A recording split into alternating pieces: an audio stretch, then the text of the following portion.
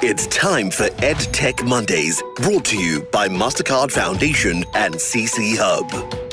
Welcome to another episode of the EdTech Mondays Nigeria show, where we explore the dynamic world of education technology in Nigeria.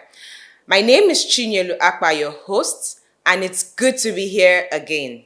Over the past few weeks, we have had the pleasure of speaking with some incredible guests who have shared their insights, experiences, and solutions to support diverse learners.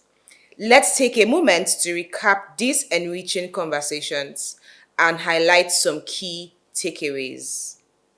First, to open up the conversation, we spoke with Mary Akamu, an early childhood director who is passionate about inclusive education. She shed light on the importance of recognizing and catering to different learning styles from a young age. Her emphasis on early intervention and personalized plans was truly enlightening. Let's listen to all she had to say. Yes, we all learn differently. No two child or two person is alike. And looking at different learning styles is very diverse. We have those that we call the audiovisuals. This kind of learners learn with sound.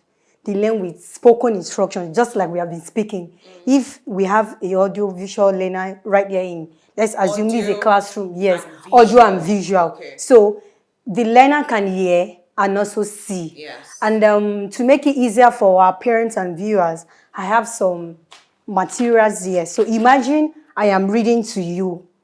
So I am reading. An audiovisual learner can actually hear and also see with the picture. So that helps the visual learning. A learner will never forget What they have seen. Okay. And what they have heard for the audiovisual. Now for the kinesthetics, they are very, very energetic. They learn by moving.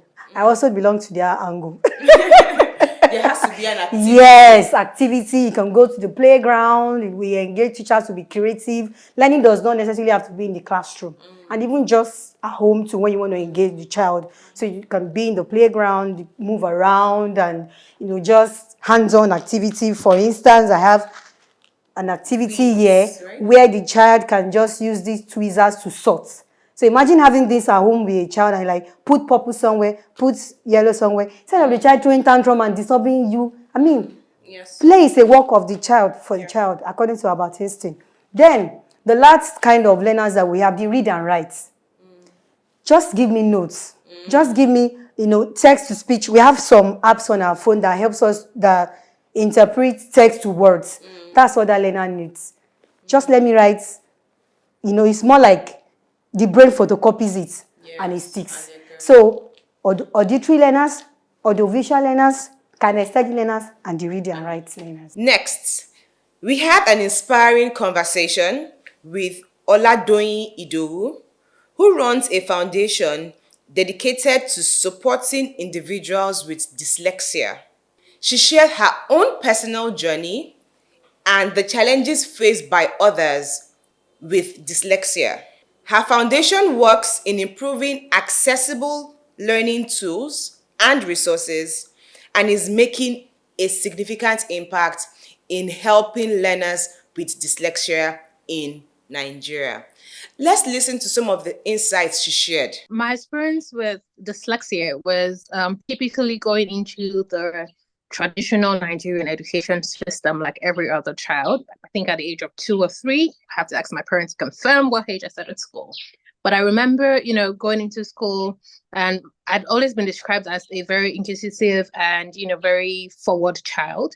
But that soon became a challenge because I went into school and I couldn't be at par with my classmate. There was an evident difference in my academic records and, my ability to learn. And that just continued to be what my school experiences were shaped by. So I went through school, with that identity of a struggling learner who couldn't learn despite being taught in the classroom. And what this looked like was emulations from my teachers, complaints from my parents, and isolations from my classmates. And, and that was what, again, up until post-secondary school, I went on to do A-levels. And I just, when I got to A-levels, I'm like, you know what? I'm done. I quit. Everything that has to do with school, maybe it's just not for me, because I had no idea what was going on. So 2015, after I decided to quit school, I now started wondering what was going to become next of me. Like, what does this future hold? What's my reality? Not going to school, what then? And so I started research into trying to learn a skill, and also researching to actually know what was wrong with me. I came across the word dyslexia. And when I came across the word dyslexia, it was like Eureka moment, Albert Einstein light bulb moment of like, okay. And I delved into research into that, and that became, the beginning of me advocating for dyslexia, getting my diagnosis, and, amongst other things. Also with us was Toriola Oladeji, the co-CEO of VInsight Limited, whose solution is specifically designed to support visually impaired learners. And believe me, that was a very interesting conversation. His innovative approach, which leverages artificial intelligence, is breaking down barriers and opening up new learning possibilities for visually impaired learners. He mentioned how VInsight Limited and their learning tool uses OCR technology to help learners use simple smartphones to read texts and ensure that they have a holistic experience while doing so. Let's listen to Toriola as he shares some insights from that conversation. Pretty much, we started VInsight after seeing lots of vision persons around us lose out on quality education. So, to be specific, right, one of our co-founders then actually lost his eyesight. So, because of that single purpose, we had to, take it upon ourselves to find ways to ensure that he's, rehabilitated back into school. So we stumbled upon a couple of solutions that could help, but they were not, so accurate enough to actually help in, helping me to read his books. So we gathered ourselves around, my co-founders and I, and we did a bit of research, and we started, developing a solution that uses AI technology and OCR technology to scan text of books. What's OCR? You've said going overboard. Yeah, OCR technology is optical character recognition technology. Okay. So pretty much what that does is it scans texts of books and reads it aloud as audio outputs for the user to listen to.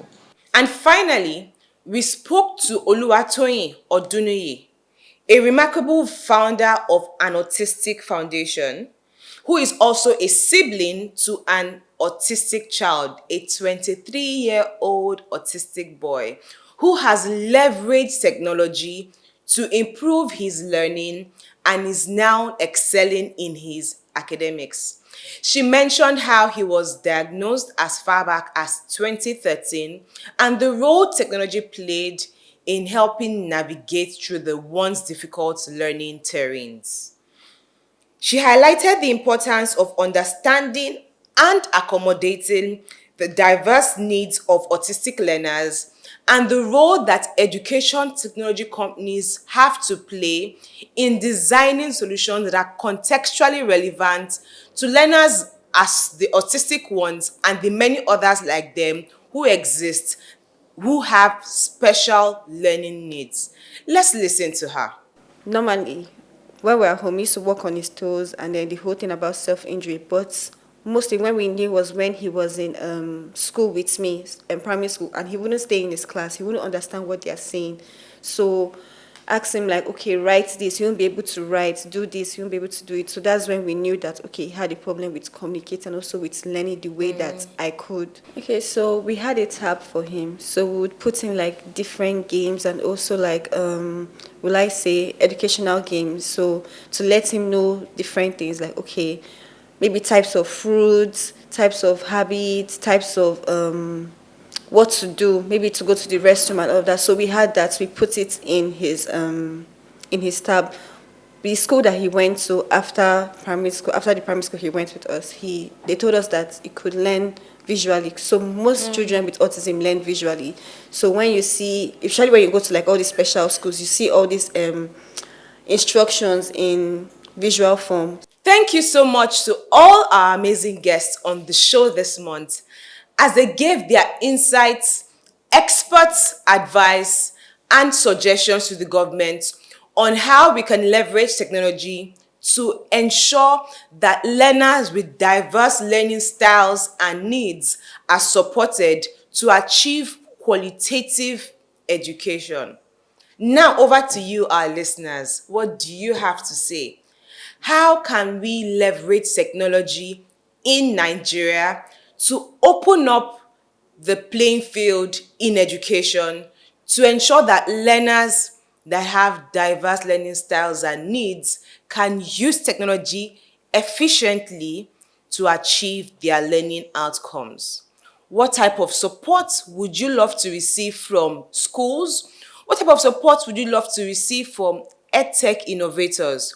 What do you think the government has to do to open up the playing field in education for learners with special needs? Would love to hear from you. Send us an SMS or a WhatsApp message on 0703 165 0809. You could also send voice notes to share your experience as a parent or a sibling or an individual who has specific learning needs and has leveraged technology to make learning better. Thank you for being a part of the EdTech Mondays Nigeria show. I remain your host, Chinyelu Akpa, and until I come your way same time next week, stay curious, remain focused, and continue to leverage technology to improve learning outcomes for you and all those around you. It's bye for now. EdTech Monday is proudly brought to you by MasterCard Foundation and CC Hub.